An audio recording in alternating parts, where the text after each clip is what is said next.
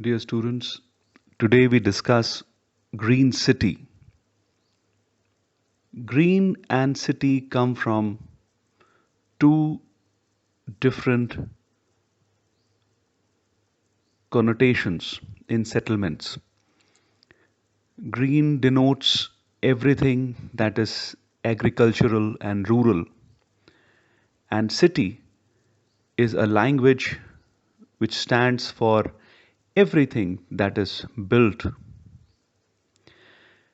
In our understanding of architecture, we have always talked about the space of green, the relevance of green, the relevance of setting of our buildings, the importance of how we are planting trees, how we are handling the geomorphology, and how we provide meaningful construction to our buildings. But this is all a very recent thing. In history, when this separation of rural and urban happened, when the growth of cities happened, when the growth of trade and new economic trends happened, then cities started emerging as something which was completely separate from green. This trend continued, and new forms of constructions and designs and new nature of cities were worked upon. There was industrial growth, there was wars, there was everything possible that happened wherein mankind exploited the unification of the idea of life with green till the time we hit the era of realization, the era when modern life was born, the era when man started reconstructing himself, when man took over responsibility once again as a global citizen to rethink through historic learnings, through so much that had passed through their differences, through the differences of their colors and skins. Every country started looking into every other country's history. Nations started participating in the independence of other nations from colonization. And thus was born the new era of the 19th century, where we started relooking into everything that we had done. It is in this era that modernism was also born, that subjects like psychology and sociology started taking shape, that history had started appearing as a subject separate from literature, that accounts of different civilizations were put together, that colonizers had started documenting everything that was possible, even from their slave civilizations. The more impoverished were looking into the histories of all those and the evolutions of all those who were impoverished. The world had started connecting in a way in which economy had become the tool. What one did in India affected what was happening in US. And in today's context, when we look at ourselves as one earth, we look at ourselves as one humanity fighting against an epidemic.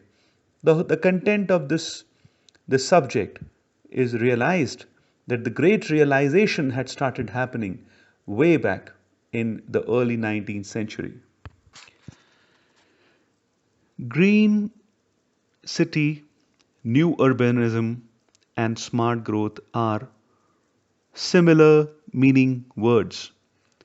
There are so many different kind of words which were born to explain a corrective approach towards traditional town planning, to give soul to the process of installing services in settlements to give purpose to orienting roads, to give purpose to plotting land. The green city is actually the sole thought. It is an approach which has come up as a result of everything that was more permanent or that was thought to be more permanent just because it was trying to save human life for some time. Now, early in the 19th century, town planning had started changing. There was an Athens Charter which was put up together in 1942, which codified the urbanist view of modernity, which made bold statements as to how cities should be looked into. It upheld that urban form was predicted by four keys: work, residence, recreation, and transport. While cities were getting densified, while transportation was failing because roads could not always be as wide as required, the approach to planning had started changing, and there was this whole thought of preserving the rural character of surroundings and countrysides, which was getting destroyed by suburban expansion.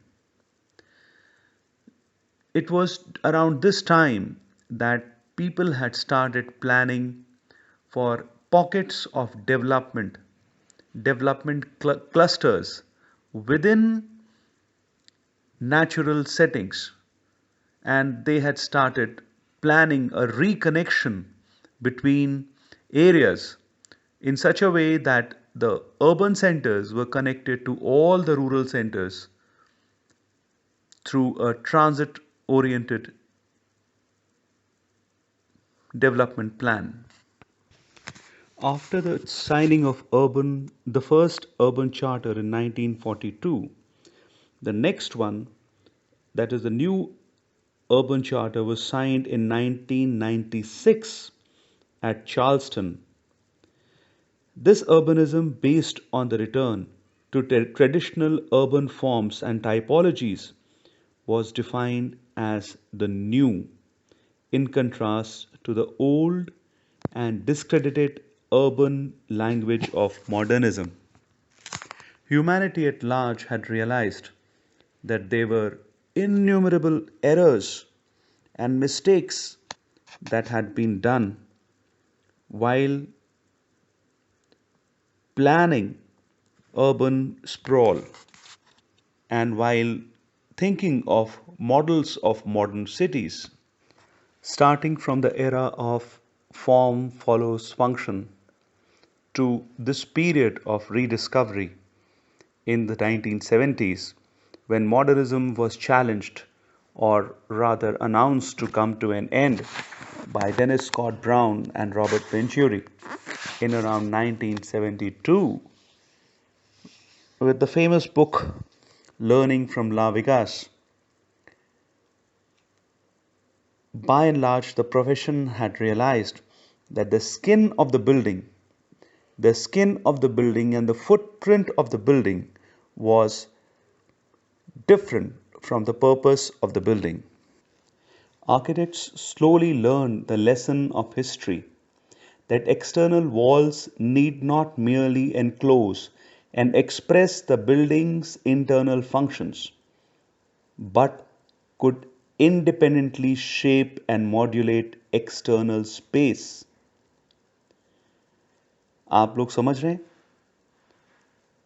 Building के internal functions और building की जो skin है उसके बीच में भेद समझ में आने लगा था.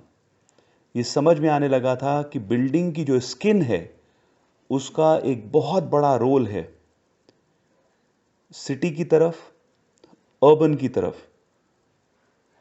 बिल्डिंग अपने इंटरनल फंक्शंस तो हाउस कर ही लेगी, और यहीं पे पैदा हो रहा था एक नया विचार। आर्किटेक्ट्स को समझ में आने लगा था कि उनको पब्लिक स्पेस को समझना होगा। The traditional role of buildings as definers of public space and not just simple objects in space. And from here started designing in context. Please understand that for all changes in town planning, changes in architecture happen. Designing in context of the setting took place around this time in the post modern era when modernism had ended and the new thought had taken over. And this is the time when the new urbanism is also born. After, as I said, the decline of modernism with the book Learning from Las Vegas by Robert Venturi and Dennis Scott Brown in 1970s, there was this big demonstration of this thought of designing in context, which actually gave rise to the thought of new urbanism. This was the designing of the Florida Panhandle by Andreas Giovanni and his wife Elizabeth Plater Zyberg around the 1980s. In this seaside facing suburb, there were modern buildings and traditional buildings as well. There was a lot of emphasis given to the development and preservation of public open spaces and a vision based primarily on the visual character of buildings and spaces rather than their use. The streets were designed as narrow lanes through which cars would move at a slow speed, and streets often ended at a public building. So there was use of cul-de-sacs or a square or a public space. A lot of old buildings were given access from the rear side through narrow alleyways to preserve the character of this settlement. The impact of this was realized by the ULI, the Urban Land Institute, around 1990s and documented as the new urbanism. So as you see, the thought of urban reuse was being dwelt upon. People were thinking of the reuse of urban fabric as the first aspect of green urbanism or green city. In the 21st century, we see this large concern about the depletion of conventional energy resources. Our cities are overcrowded, increasing disease, use of chemicals, polluted rivers, degradation of forests, global warmings, and all possible warnings of major imbalances in nature, along with a very deep impact on the quality of life is felt. Under these circumstances, we are not left with anything but to relook into how unsustainable a situation we are in our urban centers, in our cities. We need to address the issues that are left unattended or were not thought about while we were growing, while we were in this race of reaching where we are as a civilization. Now, urban planning comes here as a tool as a concept that takes in all these features at the level of policy, at the level of advisory, at the level of planning, and henceforth aids in the manners of development. But beyond policy and beyond plotting our cities as roads and plots with bylaws, there is this emerging concept of planning by design. Planning by design, wherein all urban planning approaches are made not through a two-dimensional plan, but through a three-dimensional thought like that of a designer or an architect or an urban designer, and then transformed into 2D as land planners. Now, green city is only an indicative word which says that we must make our urban areas sustainable. It is a word which tries to bring in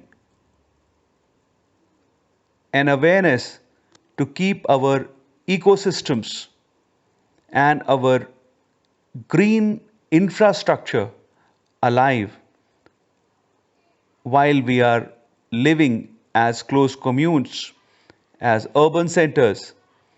It thus realizes, in a way, that urban is not a sustainable concept. Urban is possible only when it has rural, green. Now let's go through the timelines for this discussion on the evolution of the thought on green city. The first time sustainable or green came into use was in Germany in 1713, and that was in a handbook of forestry. Following that, in about 100 years, we see John Ruskin talking about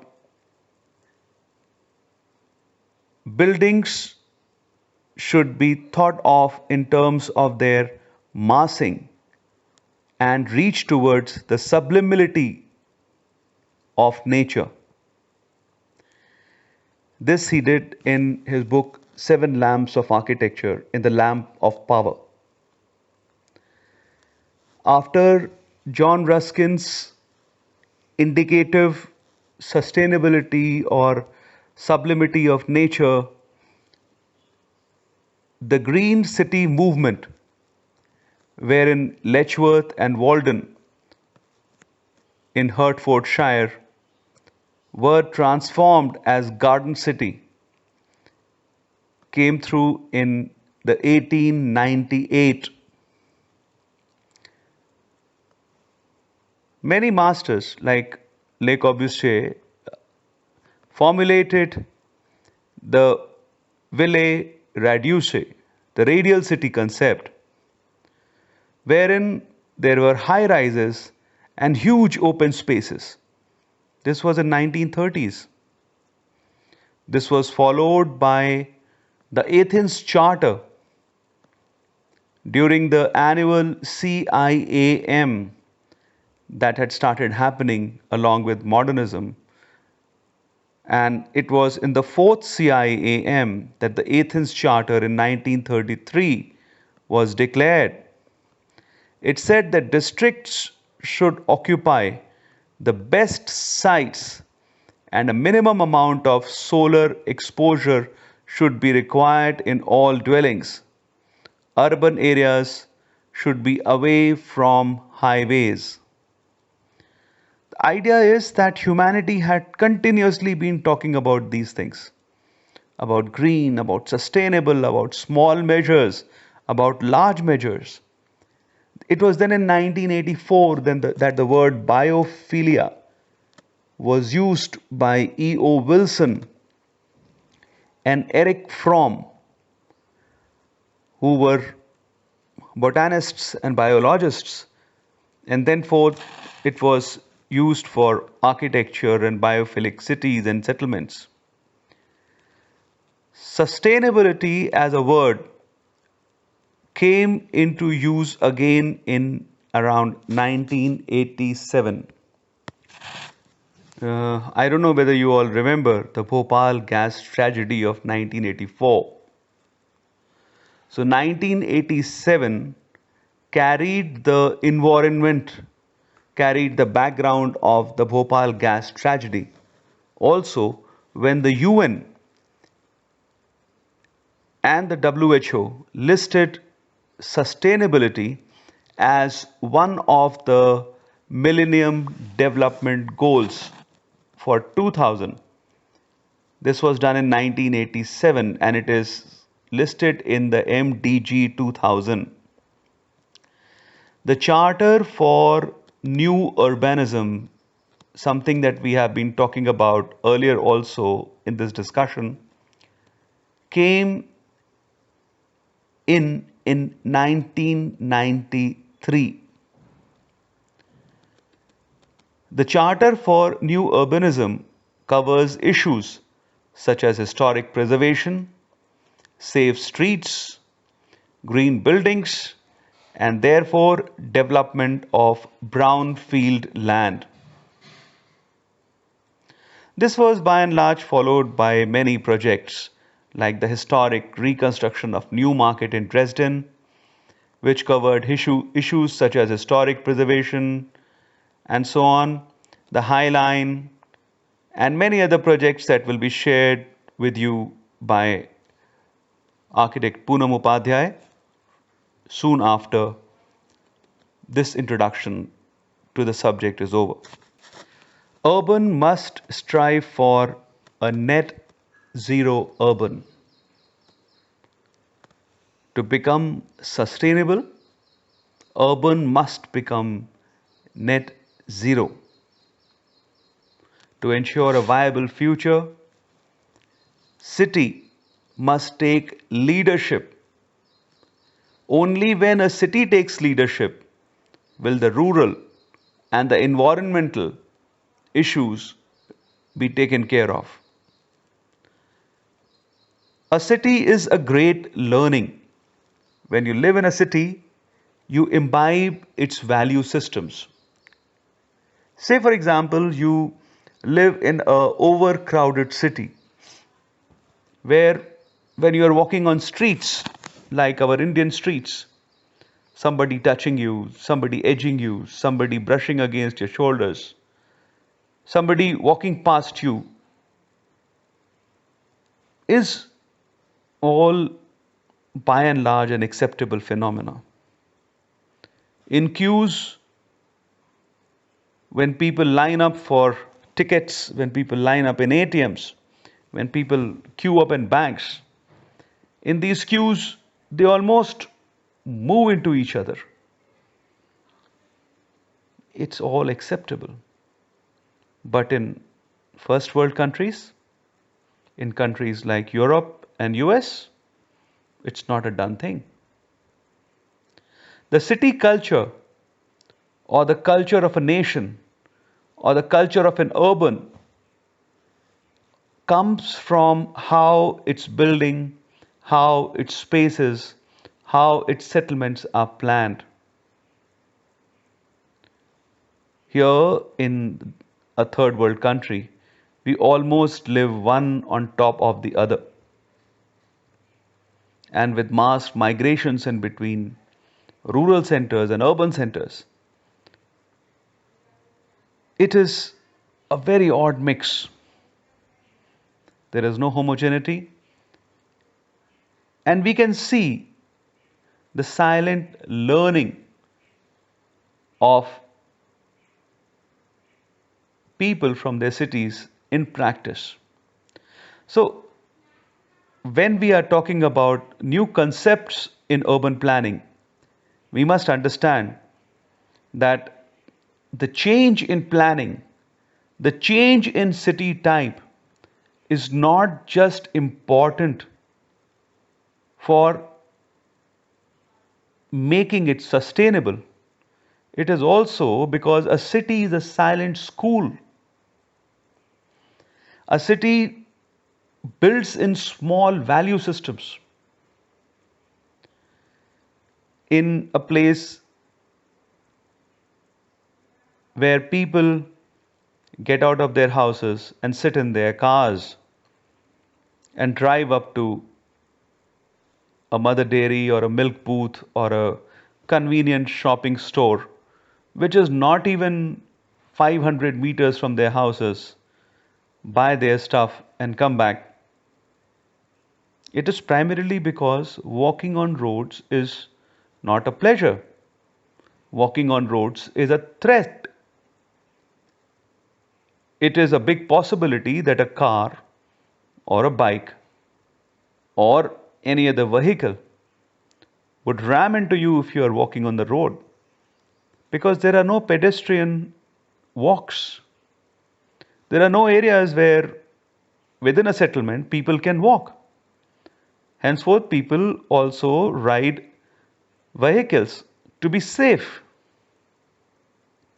So, New Urban promotes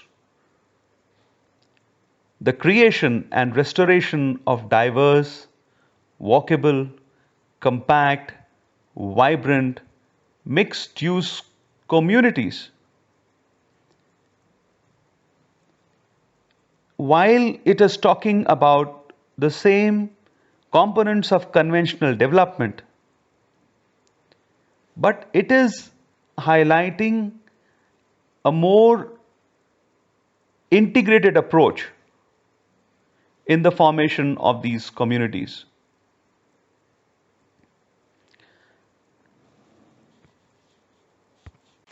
Now, the question is, where should we begin?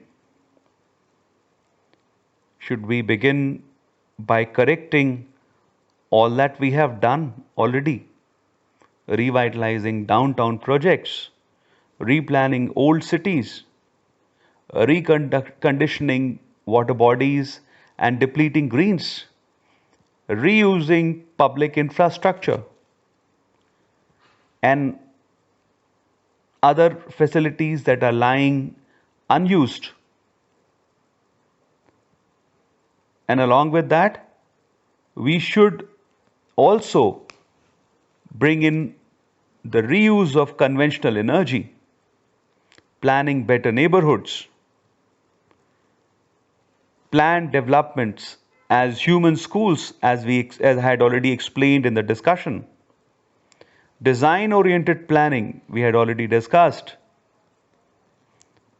and bring about a great change in the human thinking, giving new goals to humanity, marketing trends, associational values, and henceforth making the urban more sustainable. We begin with one example of new urbanism through the downtown Naperville neighborhood plan. It was realized that this particular downtown in a city in Illinois was an area that was actually not being used because people had moved to smart malls and better markets and suburbs, and this was almost a depleted area. There were some mixed use buildings, and there has been a consistent effort for 30 years to make this into a revitalized neighborhood.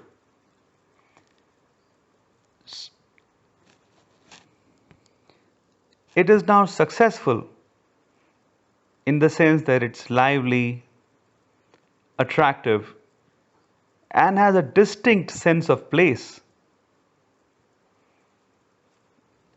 As a neighborhood or as a downtown, it has a great economic performance. and is widely recognized locally and regionally. The Riverside Walk played a very critical role in Naperville's revitalization. Restaurants, retail, and office growth all took place around it. The first commercial development started taking place with the Riverside development in 1980s. A few office buildings and small markets started appearing. The second wave of development came 10 years later on the underutilized historic core. And by the end of 1998, Naperville saw national retailers into the downtown. The third round of commercial development started happening in the 2000s. Street promenades had started taking strong shape. And then in 1916, new retail buildings on avenues had come up. There were revivals of concert halls, there were revivals of mixed use, easy housing, college housing, and all these activities in the town center of Naperville. So while we talk about green urbanism, we must also realize that a biophilic city with its naturalistic dimension and its wholeness, with a geometric coherence of space, is extremely important for the psychological balancing and healing of human civilization. Wordsworth says, "Come forth into the light of things. Let nature be your teacher." He also goes on to say, "One impulse from a vernal wood may teach you more of man, of moral evil, and of good than all the sages can." So now I request architect Poonam Upadhyay to talk to you about examples of use of infrastructure, examples of highline, examples of green cities of Malta, and a few more examples to explain these concepts to you in detail. Thank you. Hello everyone, myself architect Poonam Upadhyay from APJ School of Architecture and Planning, Greater Noida. As Professor Anand Khatri has discussed about biophilic city, so I will be starting with an example of biophilic city, or I can say urban sustainability through reuse or recycle.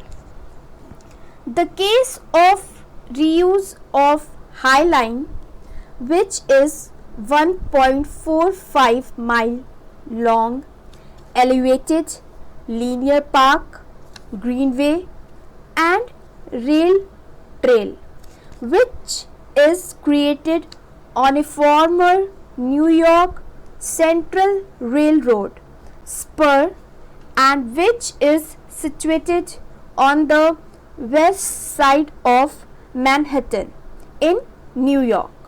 So the abandoned spur, it has been redesigned as a living system and which contain landscape architecture, urban design and ecology. I would like to tell some of the facts about project, that the typology of project is public. Project got constructed in between 2004 to 2009. Total surface area of the project is 6.7 acres and the maximum width is about 15 meters. Minimum width is 9 meter. Material used in the project is reinforced concrete deck, gravel ballast, metal handrails and steel frame. Height of the project is about 8.8 meter above grade and the project was designed by James Cornerfield Operation in partnership with Scofidio and Renfro.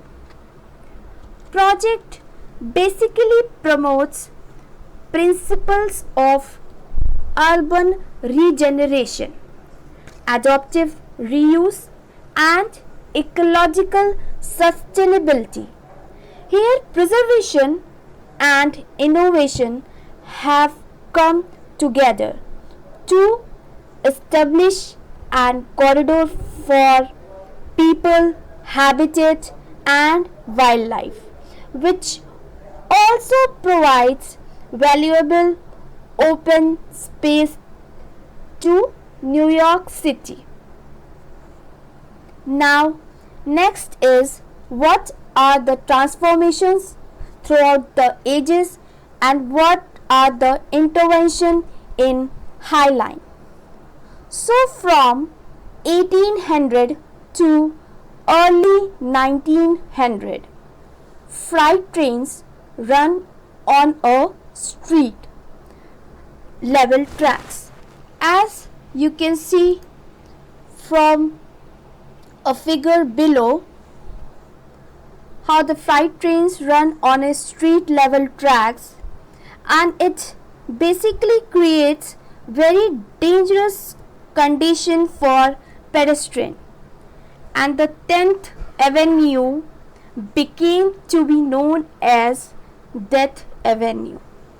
In 1934, High Line got open to trains because of project known as West Side Improvement Project. By 1960, one of the section of High Line which runs from Gansworth Station to Spring Station got demolished since it was a low rise. As shown in figure below, the project got elevated in 1934.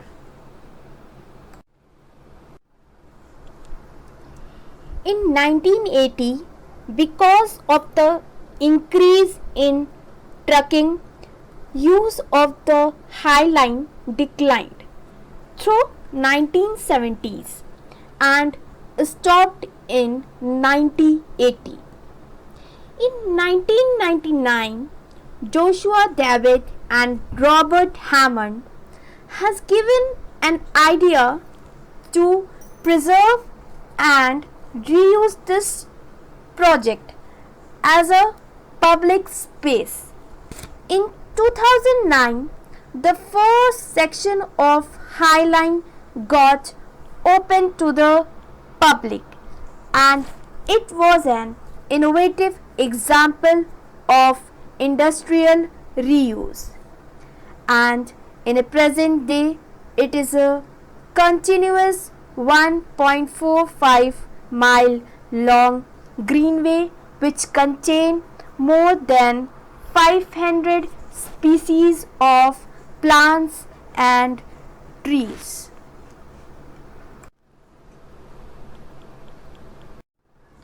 Now next is what are the outcomes of this particular project, or I can say the outcomes of living corridor of Manhattan.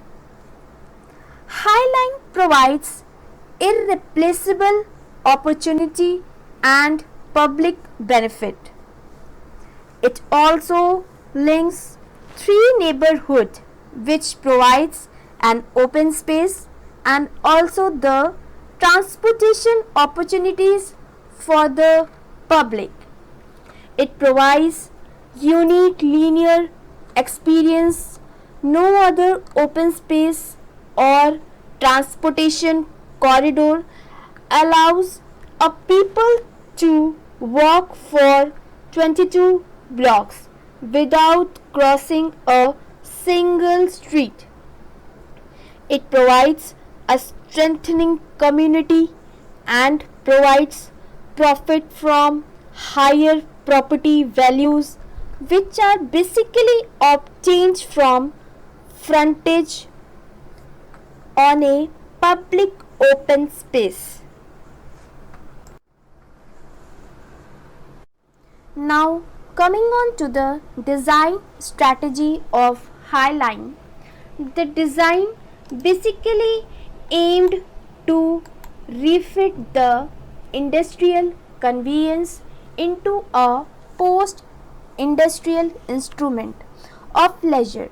Means the project got converted from central railroad to linear park of leisure. The wild and strange character of High Line is preserved by the singular linear experience, which is basically marked by distraction and slowness.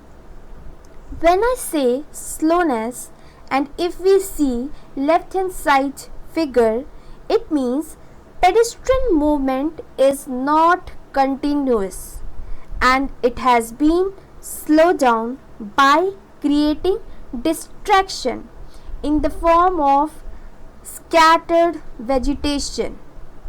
So overall structure integrity, historic linear alignment, design, appearance of the rail corridor has been retained.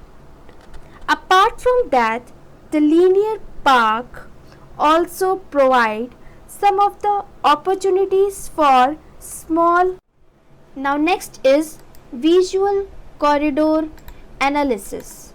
There is also a visual connection with the river through the window which is provided by the street. As you all can see from the figure on the right hand side, so we basically get visual connection.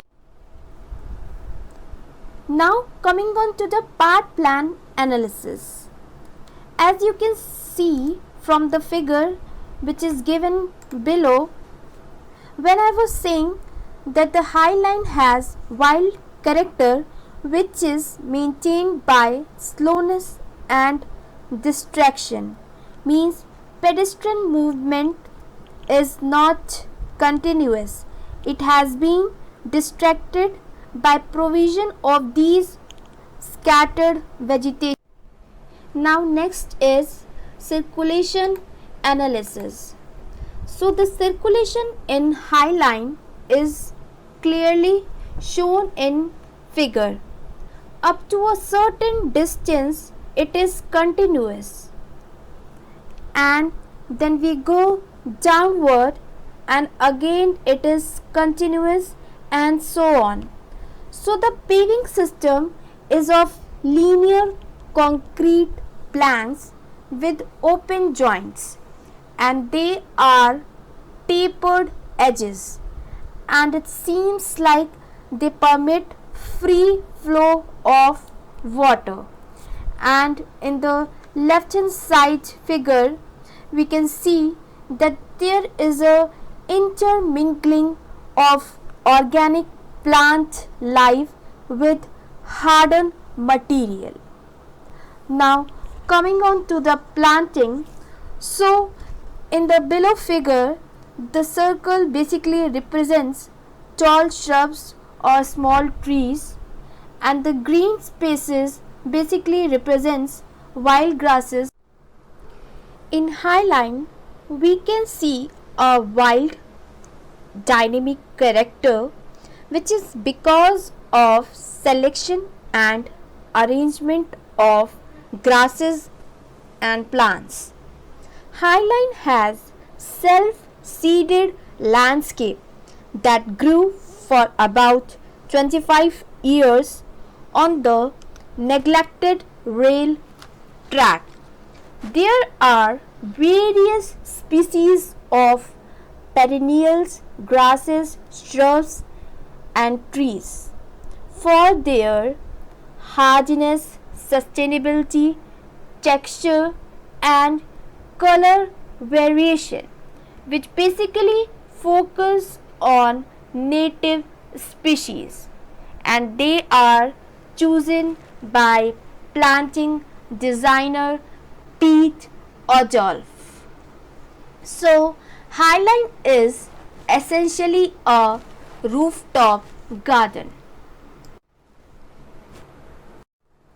Now, another example of biophilic city or urban sustainability through reuse or recycle is historic viaduct arches, which got transformed into a trending shopping district in Zurich, and the design firm EM2N and Zulauf Siepel landscape architect, they have renovated 19th century viaduct into the most exciting street to shop in the city.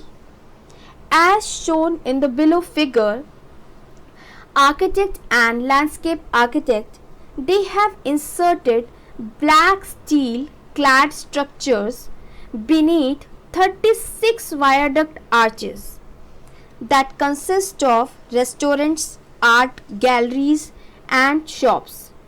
It also offers space to 20 local farmer and food vendor to sell their products. They have also used, as you can see from the figure, minimal material so that to keep focus on existing arches and exposed masonry. So next is smart city.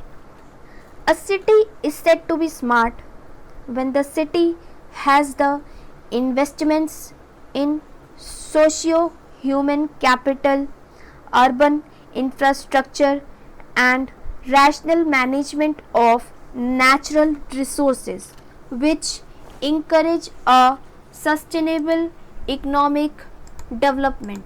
A figure on the right hand side shows smart city components like smart manufacturing, smart government, mobility, smart citizens, open data, smart health, smart agriculture, smart buildings, smart energy, and smart transportation. So, when I say smart people, it means level of qualification, knowledge about the policies, schemes launched by the government, and public participation. When I say smart economy, it includes indicators like entrepreneurship, self-employment, GDP per person. Then smart governance include efficient government services such as e-governance portal service, e-learning project, e-passport, etc. Smart mobility include streamlined transportation in order to optimize, I can say, traffic flow and increase connectivity. Then smart environment, it includes renewal of energy, wastewater management, and provision of proper sanitation to the citizens.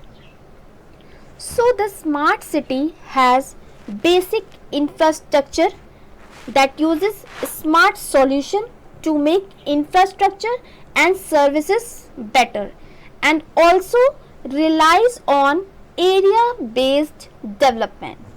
Now, what is the objective of smart city? It provides basic infrastructure, it maintains quality of life, it provides clean and sustainable environment and apply smart solution. So, basic infrastructure includes assured water and electricity supply, sanitation and solid waste management, efficient urban mobility and public transport, affordable housing, robust IT connectivity, e-governance and citizen participation, safety and security of citizens, health and education, and last, economic activities and livelihood opportunities. Now, what are the smart cities mission strategy? It is the developed areas step by step into three models of area based developments. First is retrofitting, second is redevelopment, and third is greenfield. So, retrofitting is the development of existing built area which is greater than 500 acres so as to achieve the objective of smart cities. I can take an example of Ahmedabad local development, which is a great example of retrofitting. Then comes redevelopment. Redevelopment is the replacement of built environment in an area more than 50 acre and enable co-creation of a new layout. It consists of mixed land use, increased density and enhanced infrastructure. So Bhindi Bazaar in Mumbai is an example of redevelopment.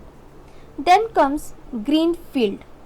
Greenfield is basically about developing a vacant area which is more than 250 acres using innovative planning with provision of affordable housing, especially for poor. So, the example of greenfield is Kolkata and Raipur city. Now coming on to the city-wide smart solution.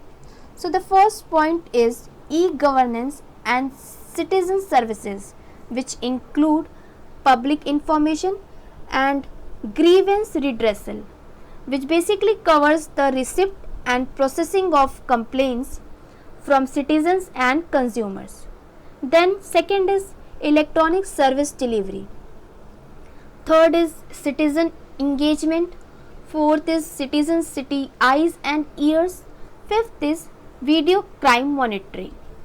Then comes waste management. It includes waste to energy and fuel, waste to compost, wastewater to be treated, recycling and reduction of construction and demolition waste.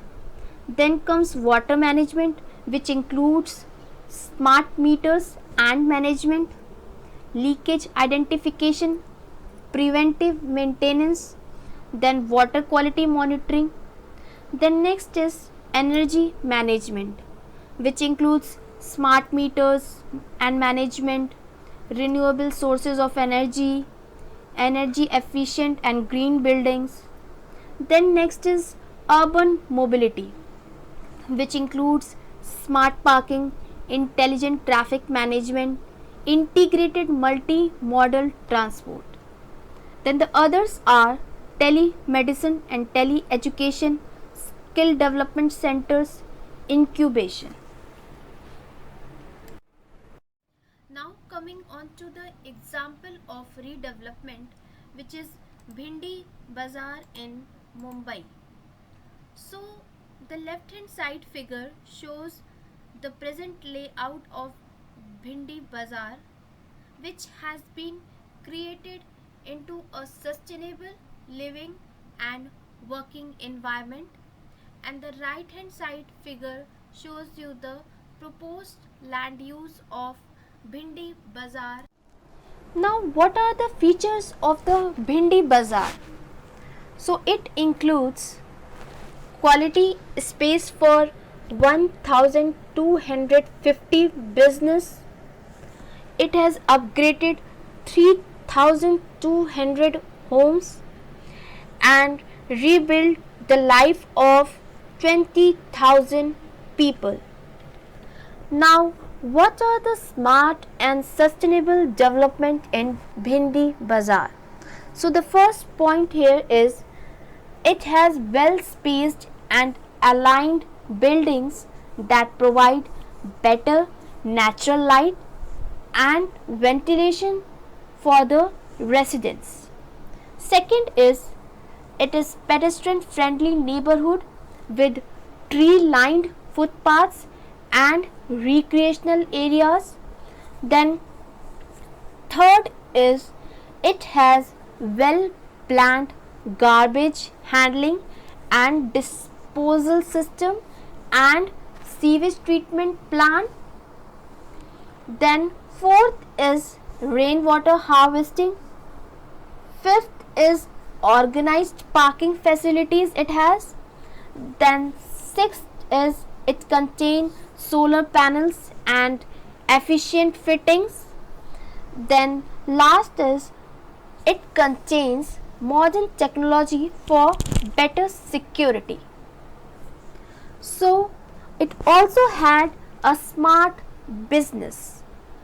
So it has street facing ownership shops, as you can see from the right hand side figure. Then easy access to the shops. Then safe and secure working environment. Then wider roads that enables easy movement of goods across Bhindi Bazaar and parking. Then it has pedestrian friendly neighborhood with tree lined, as I already told you, with well lit footpaths and prayer rooms. Apart from that, it also has an optical fiber connectivity network which enables high speed broadband, and it has a centralized data management system which basically have a central smart desk facility to access the data. Now comes Eco City. The ultimate goal of many eco cities is to eliminate all carbon waste, to produce energy entirely through renewable sources, and to incorporate the environment into the city. However, eco cities also have the intentions of stimulating economic growth, reducing poverty, organizing cities to have higher population densities and therefore higher efficiency and improving health. An eco-city is a city built on the principles of living within the means of the environment. Example of eco-city is UAE Masdar city, as you can see from the above figure which has been shown. So which is located in Abu Dhabi in growing Middle East, and it is a zero carbon, zero waste city that is fully sustainable and only 11 miles. Now coming on to the hierarchical diagram of green city structure. So in the hierarchy, first point is green city and urban biodiversity conservation. So when I say urban biodiversity conservation, it means conservation of high variety of plant and animal life in the world or in a particular habitat.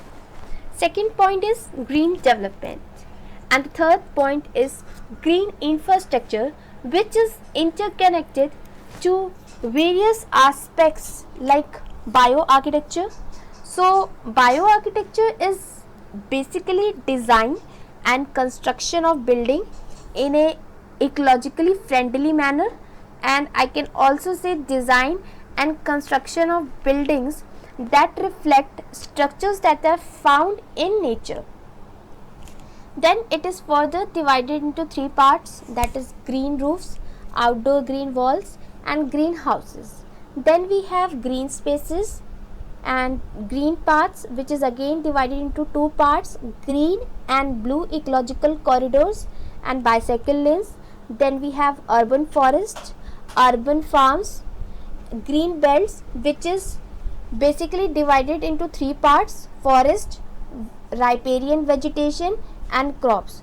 So I would like to tell you about what is riparian vegetation.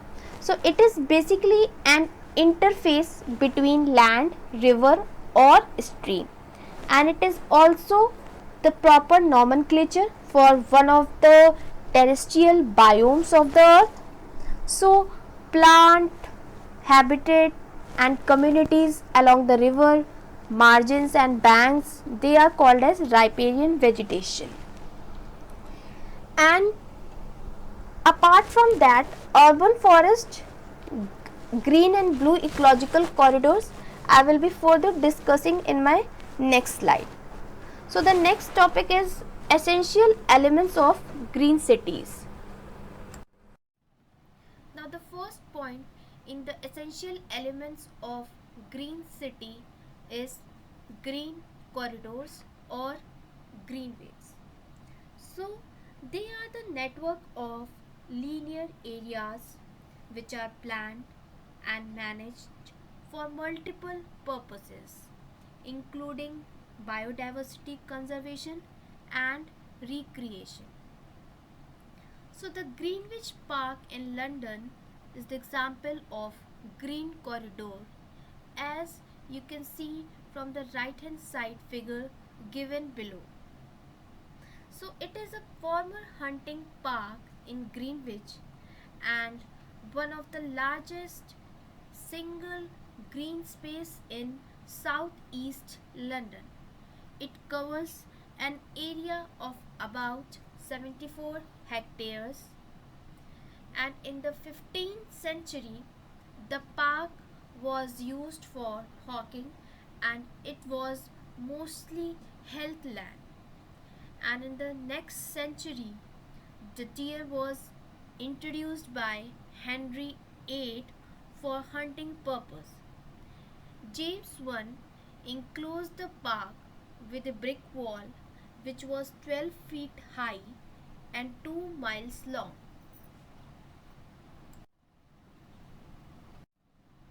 In the 17th century, the park got landscaped by Andre Lee Notary, and the public were first allowed into this park during 18th century, and now the park is known as Greenwich Park, and it is a former hunting park in Greenwich and one of the largest single green spaces in southeast London.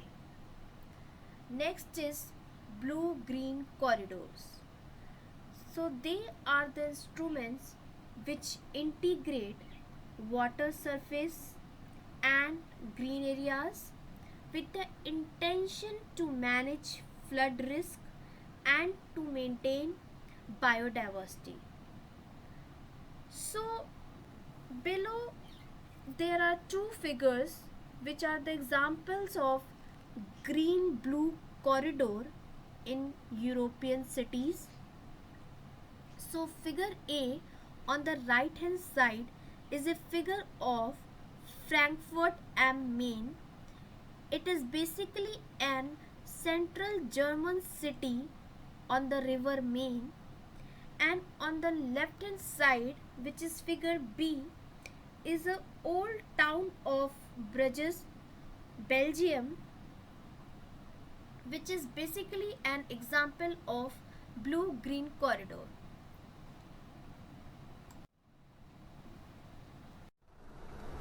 Now the next point in the essential elements of green city is green belts. So they are the areas which are delimited around the large cities with a view so that to protect the elements of natural setting, and such improvements can be seen in a city like London, Paris, Berlin and Barcelona. In the right hand side figure, you can see an alternative to the green belt are the yellow and green belts which combine agriculture crops and forest vegetation. Now I will be discussing about urban forestry.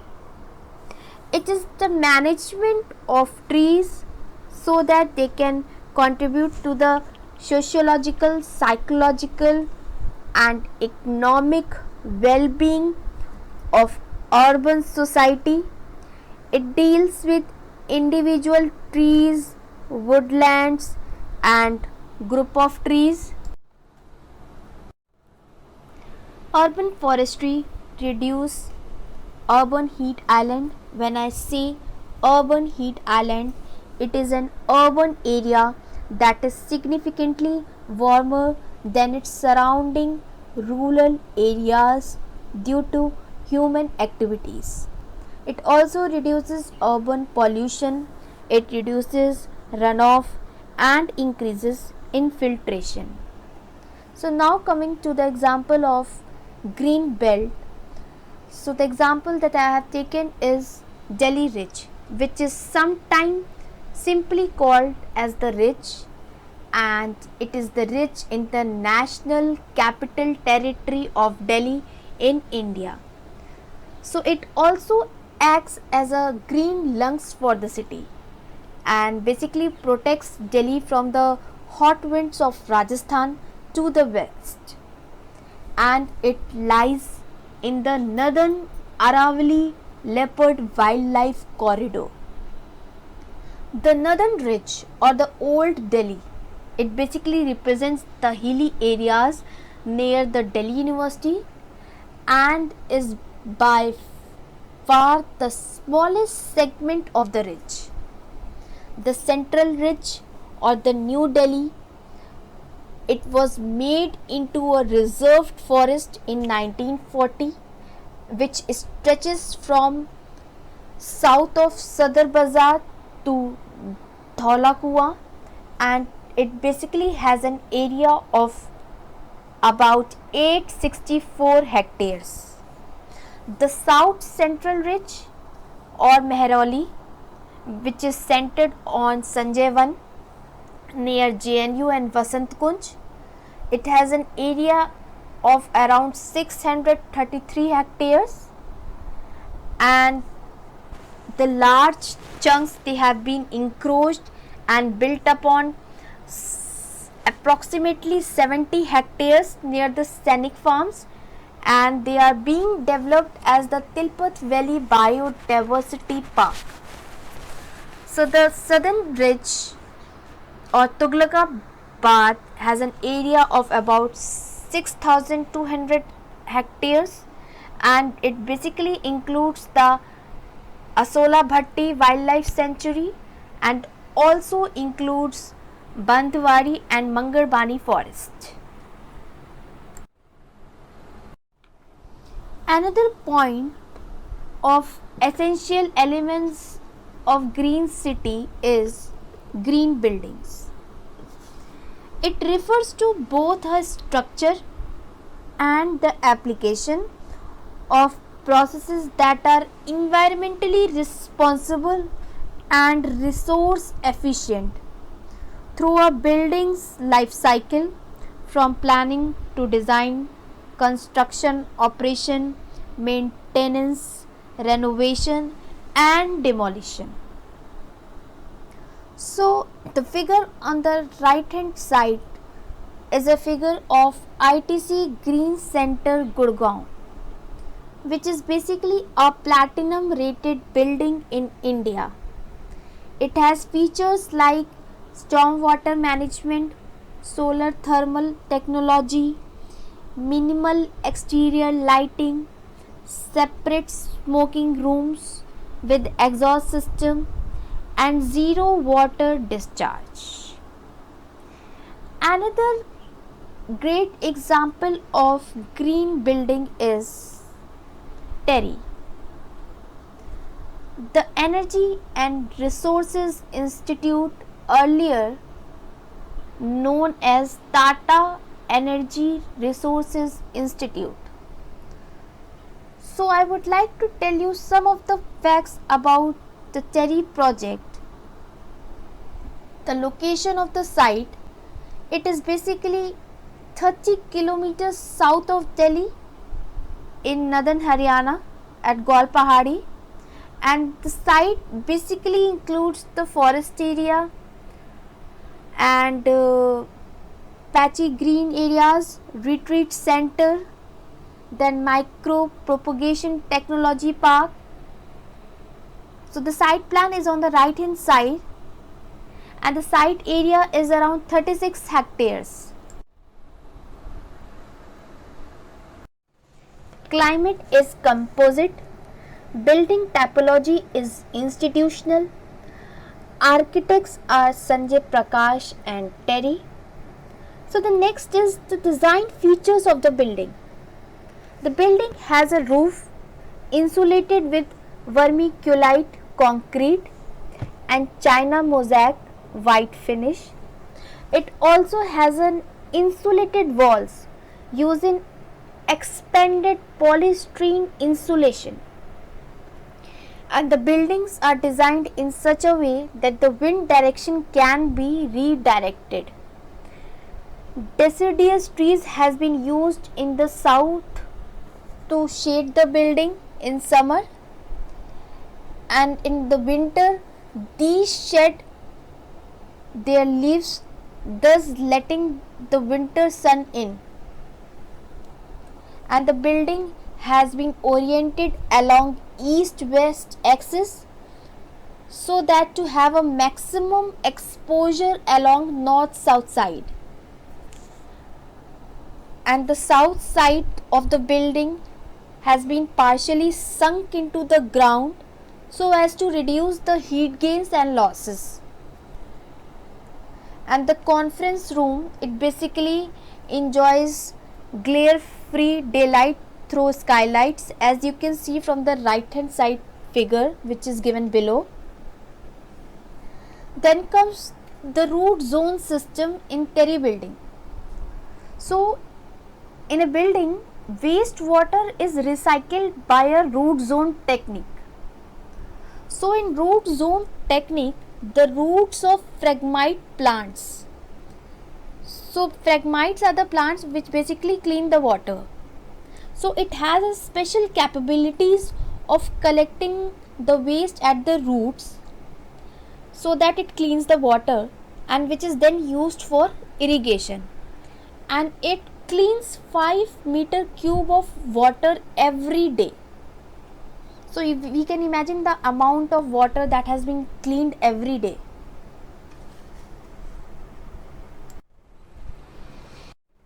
Water harvesting and watershed management in the building, they are proposed in an entire area. Now coming to the renewable energy system in a building, 24 hot water panel, they forms a part of parapet wall and they are inclined at 70-degree angle as shown in the figure which is given on the right hand side. Below you can see the figure.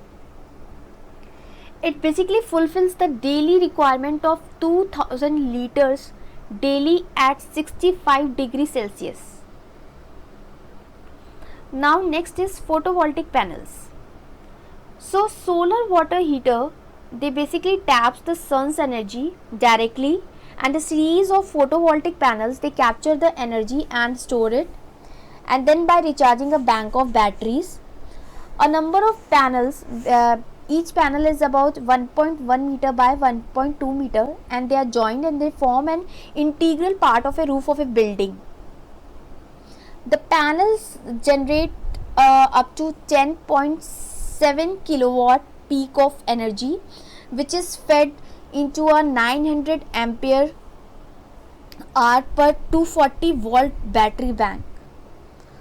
So the independent panels power most of the lights located outside the building. So the next point in the essential element of green city is green walls and vertical gardens. The traditional green areas, they are embedded in new planning concepts which are meant to interconnect residential areas, green areas, water surfaces through an unconventional green area infrastructures. The element of originality is the introduction of vegetation to the arrangement of a green building. Green roofs, terraces, green walls, green hedges made of trees or shrubs. Now next comes green roof. It is an efficient alternative as they mitigate thermal contrast and lend a pleasing appearance to urban landscape. It also acts as an insulator to reduce power consumption both in summer and winter. Now next is vertical forest. It is basically a model for sustainable residential building and a project for metropolitan reforestation which contributes to the regeneration of the environment and urban biodiversity without the implication of expanding the city upon the territory. In the right hand side top figure, it is a figure of Barcelona hotel which has a simple green roof and it is a veritable park upon the roof. The second figure below is a Chicago town hall which have a landscape, terraces and the garden. Next is greenhouses. It is the most recent trend which is returning to the old method, techniques and building material. It is a new way of valuing housing traditions, building energy efficiency with cultural aesthetic value. These buildings are ecological from the point of construction materials, building technology, moisture content, durability and resistance to earthquake. In left hand side figure, it shows vertical forest which is basically known as Bosco Vertical in Milan, Italy. It is a residential tower which contains more than 900 trees. Building uses renewable energy from solar panels and filtered wastewater to sustain buildings plant life. Now next is street network. The green city infrastructure of transport should have minimum impact on the natural components of environment.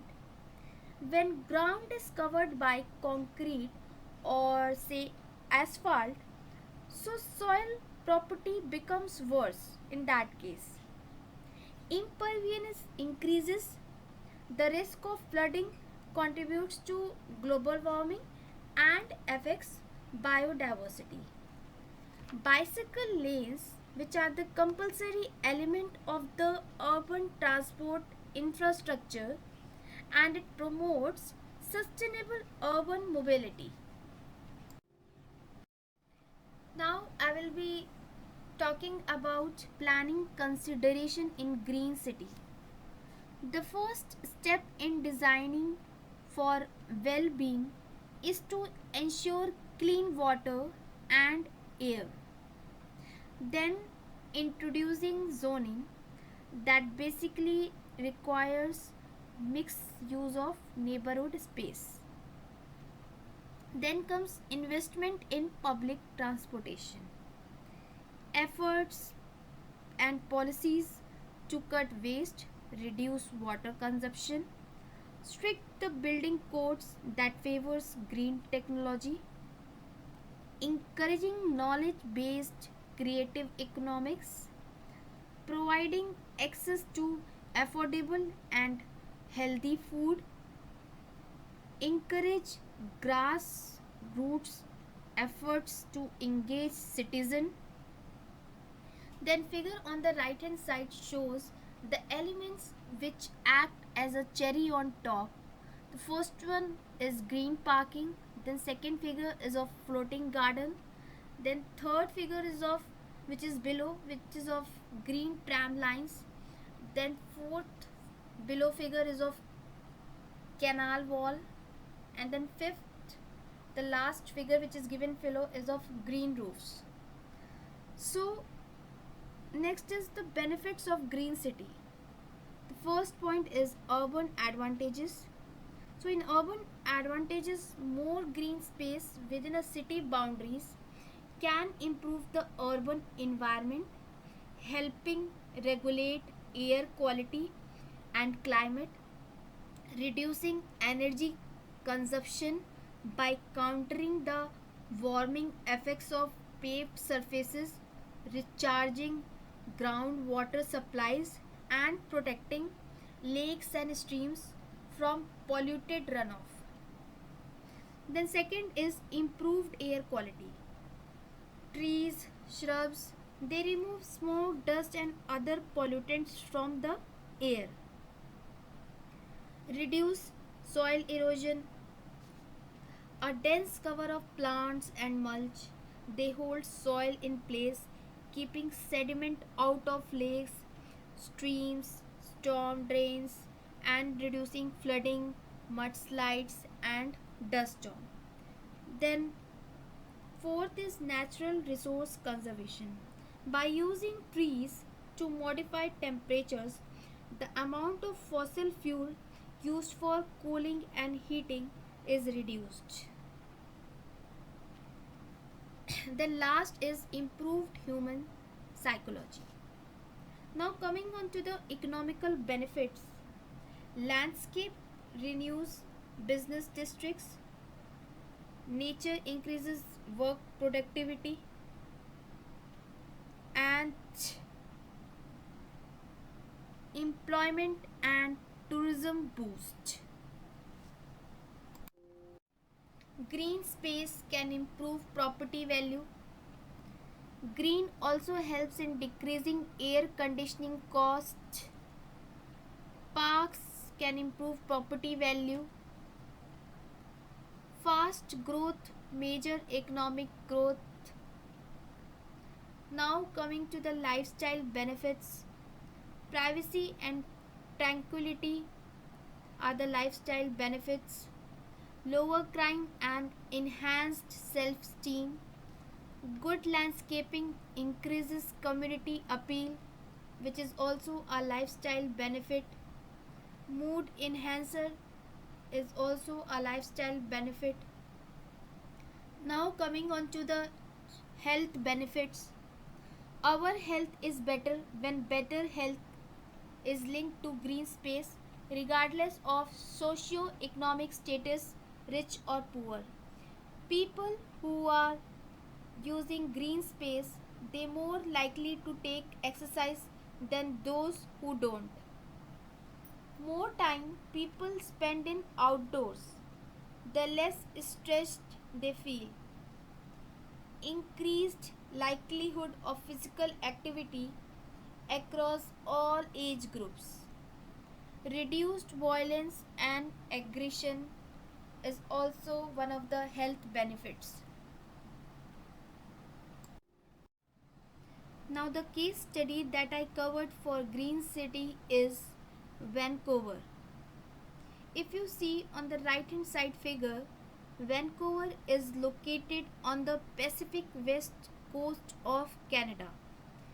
and it is known for its environmental appeal. City is surrounded by water on three sides, as it is clear from the figure which is given on the right hand side, and mountain parts of the coast mountain range. It is the first permanent European settlement in northwest, which was Vancouver, established in 1825. During the First and the Second World War, there were rapid temporary population influxes with the arrival of industrial workers, and during 1990s the population almost tripled from immigration. The process and practices by which Vancouver became the greenest city in the world are by providing, plan and implementing a comprehensive corporate waste reduction and diversion program for all city. Second is by developing a procurement policy and practice that supports the purchase and use of local food in a city. Providing, plan and implementing a program to reduce greenhouse gas emission as well as fossil fuel in the city and achieve carbon neutral operations. Some of the city goals, they are shown in the figure given below. So the left hand side figure, basically the figure 1, shows most sustainable movement option, that is walking, and the second figure on the right hand side shows making cycling safe, comfortable, convenient and fun for people of all ages and abilities.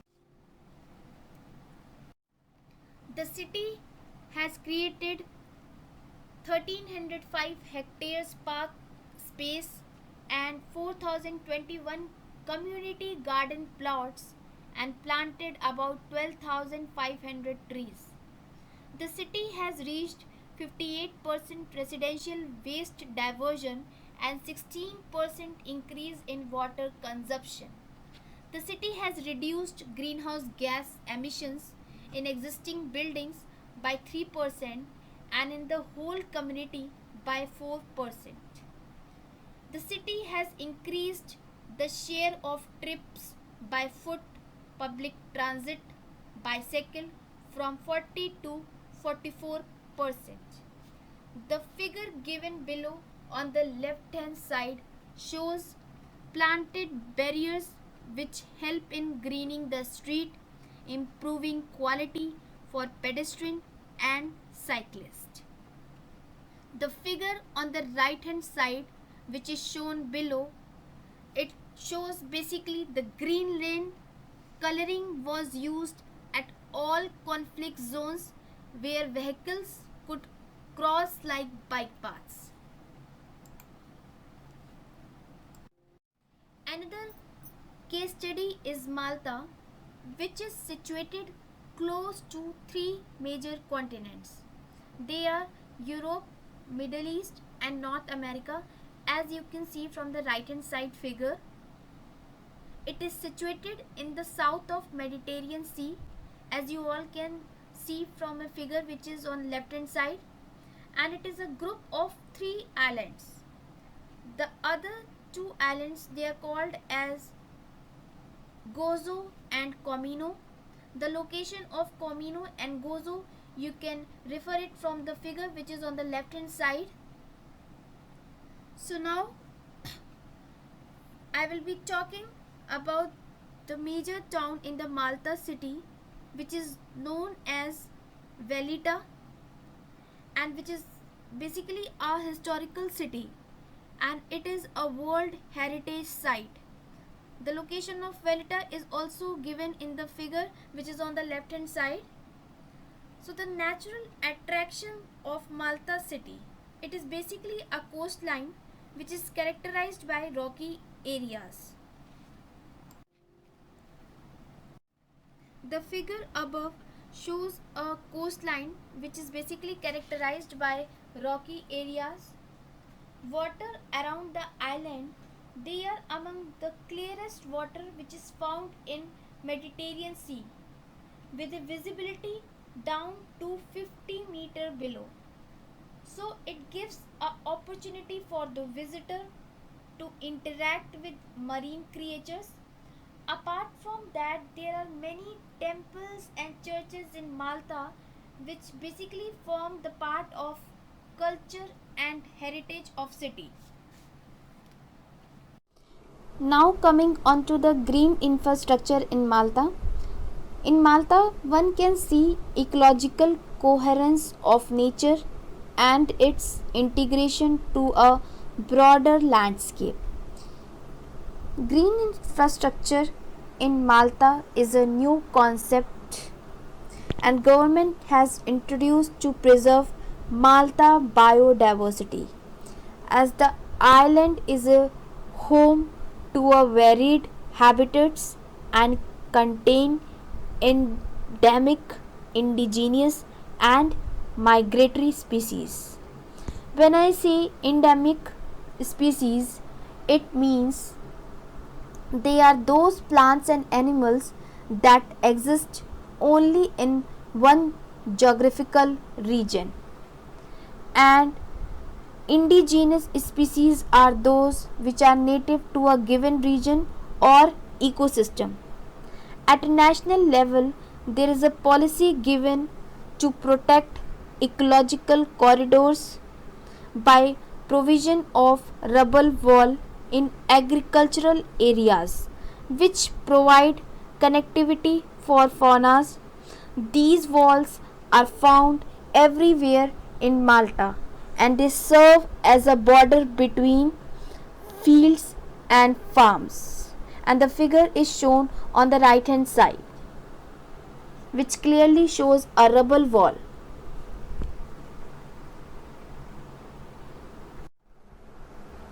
Now, what are the good practices in Malta? Eco-Gozo is a concept to create an eco island by a government. It includes tree planting and establishing marine special areas of conservation so as to improve Gozo natural heritage. To make agriculture more sustainable, there is a proposal which include sensible use of pesticides and efficient irrigation technique.